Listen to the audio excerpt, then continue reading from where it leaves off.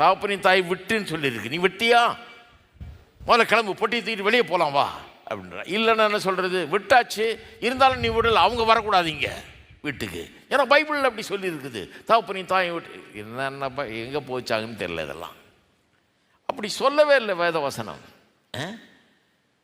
தகப்பனின் தாய் இங்கே வரக்கூடாது, அவங்களுக்கு நான் ஆக்கி போட மாட்டேன், அவங்களுக்கு நான் எதுவும் செய்ய மாட்டேன், அதெல்லாம் நீ என்ன கேட்கக்கூடாது, அவங்களுக்கு நான் மரியாதை கொடுக்க மாட்டேன் அப்படின்றது இவங்க. அவங்க அம்மா அப்பாவே கெதின்னு கிடக்கிறது அவன். ஏன்னா அதுக்கு தான் இங்கே கொஞ்சம் கேட்கணும். கேட்டாலே சரியாயிடும். எல்லோரும் குடும்பமாக உட்காந்து கேட்டாலே அட்ஜஸ்ட்மெண்ட் வந்துடும். இது ஒன்றும் பெரிய காரியம் இல்லை. எத்தனையோ குடும்பங்களில் நல்ல இந்த அட்ஜஸ்ட்மெண்ட் நல்லா சந்தோஷமாக இருக்கிறாங்க, புரிஞ்சுக்கிறாங்க. ஆமாம் அவ்வளோதான், கல்யாணம் ஆயாச்சு, இனிமேல் பையன் ஒரு மனைவி இருக்குது, மனைவிக்கு தான் முதலிடம், நம்ம கொஞ்சம் பேக் ஆஃப் பண்ணிக்கணும்.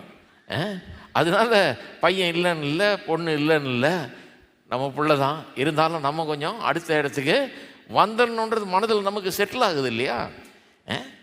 இது இந்தியா தேசத்தில் இது ரொம்ப பெரிய ஒரு பிரச்சனையாக இருக்குது. நிறைய இந்திய மனிதர்கள் எங்கிட்டே கூட சிலர் கேட்டிருக்காங்க, எங்கள் வீட்டில் வந்தால் பெரிய தொல்லைங்க, மாமியார் இப்படிங்கிறது, மனைவி இப்படிங்கிறது, யார் பேச்சை நான் கேட்குறது, எங்கள் அம்மா அப்படின்றாங்க, என் மனைவி இப்படிங்கிறது சொல்லுது, நான் யார் பேச்சை கேட்குறது? அம்மா சொல்கிற பேச்சை கேட்குறதா, மனைவி சொல்கிற பேச்சை கேட்குறதா? அதுக்கு தான் ஏஎஃப்டிக்கு வந்திருந்தா, இந்த பிரசங்கத்தை கேட்டிருந்தா கொஞ்சம் வழங்கும். கிளியர் ஆன்சர் என்ன? முதல்ல மனைவியினுடைய தேவைகள் சந்திக்கப்பட வேண்டும். மனைவியினுடைய தேவையை நல்லா கவனிங்க. நீங்கள் அப்படின்னா அம்மா அப்பா கோச்சிக்க மாட்டாங்களா? நல்லா கவனிங்க. மனைவியினுடைய தேவையை முன்னுரிமை கொடுத்து நீங்கள் நல்லா சந்திச்சிங்கன்னா உங்கள் மனைவி உங்களோட ரொம்ப ஐக்கியமாயிடுவாங்க. உங்கள் பெற்றோருக்கு என்னெல்லாம் செய்யணுமோ அதை சந்தோஷமாக செய்வாங்க உங்களோட சேர்ந்து. இது ரொம்ப சிம்பிள் மேட்டர்.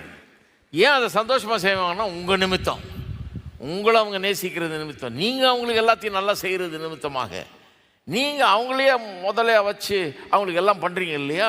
உங்களுடைய அன்பின் நிமித்தமாக தன்னுடைய புருஷனுடைய தாயாரையும் தகப்பனாரையும் எப்படியெல்லாம் நல்லா வச்சுக்கணுமோ, என்னெல்லாம் செய்யணுமோ சொந்த தாய் தகப்பனுக்கு செய்கிற மாதிரி அவங்க செய்ய முடியும்.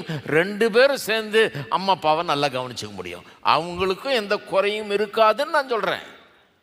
இங்கே வெளியே போயிட்டு அவர் தப்பாக பேசக்கூடாது. நீங்கள் சில ஆளுங்க இருக்கிறாங்க, அவர் சொல்லிட்டாருப்பா முதல்ல நம்ம மனைவி தான், முதல்ல அம்மா அப்பாவை வெளியே ஏற்று சொல்லவே இல்லை. நான் அதுக்கு தான் இப்போ சொல்கிறேன். நான்